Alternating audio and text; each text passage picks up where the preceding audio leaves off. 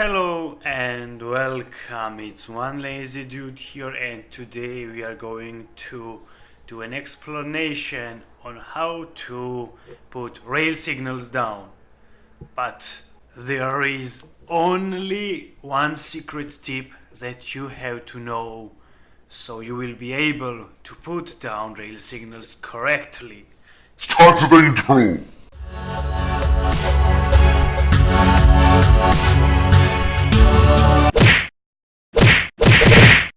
Okay, so as I said, only one tip today we are going to talk about. Before I show you my roller coaster over there that I have set up for you, let me explain what is this tip about.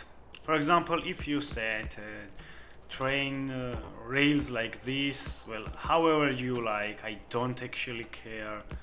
Like even if it is like this, well, it doesn't matter for me. And you want to put rail signals down so your trains won't be crashing into each other. So what is this tip about?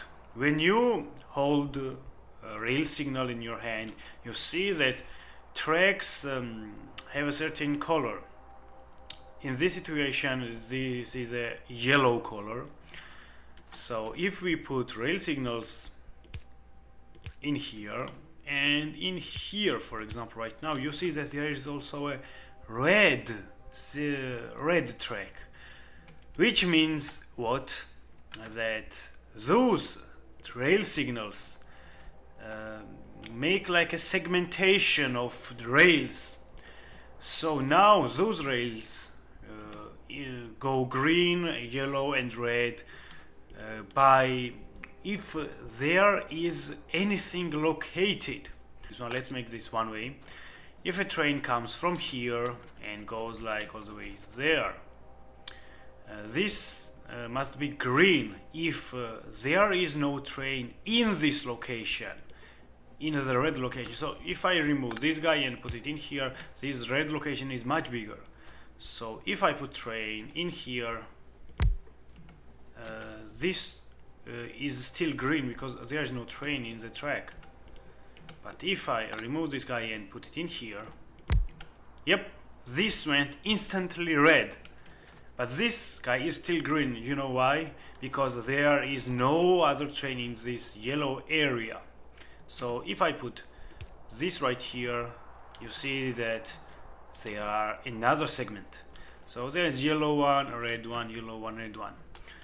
And as we know that this guy shows if there is no train, and this guy now shows if there is any train in the yellow area.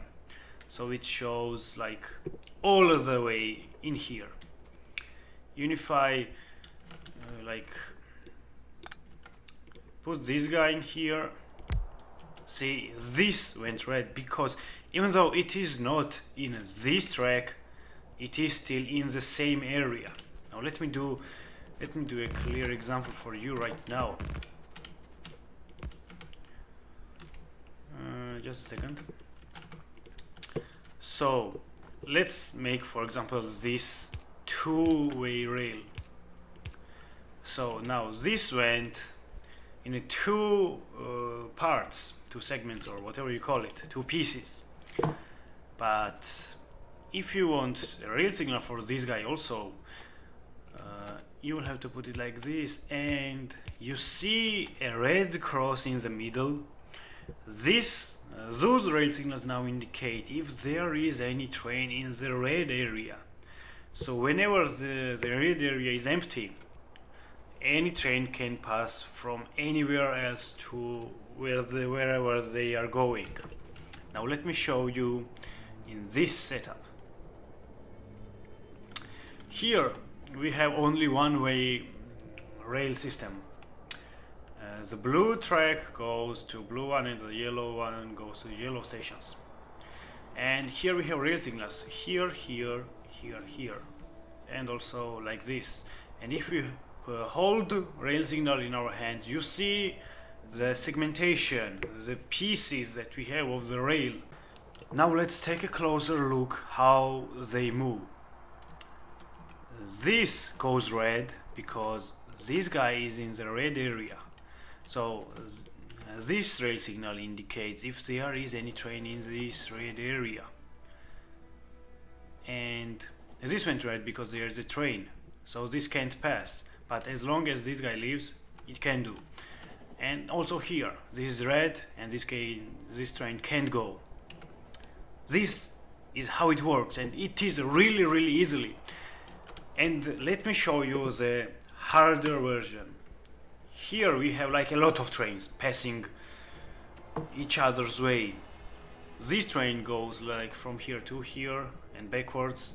Blue one goes like this, and green ones goes like this. And how we have set up our rail signals?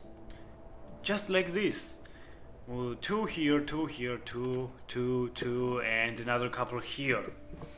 Well, we have 2 rail signals because this track is 2-way. If it was 1-way, we would have put our rail signals only on one side of the track. Remember this.